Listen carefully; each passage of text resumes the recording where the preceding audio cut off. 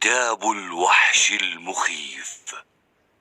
اقرأ هذا الكتاب على مسؤوليتك الخاصة.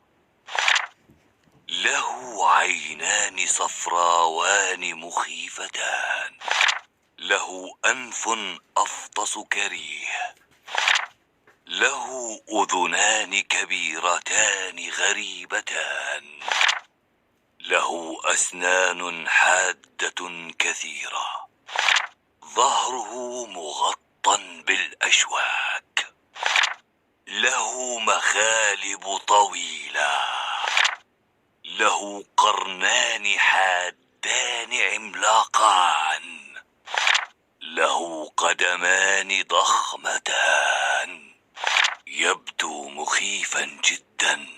هذا إذا نظرت إليه بعدسة مكبرة، فهو في الحقيقة دقيق جدا، يعيش على ظهر بعوضة صغيرة.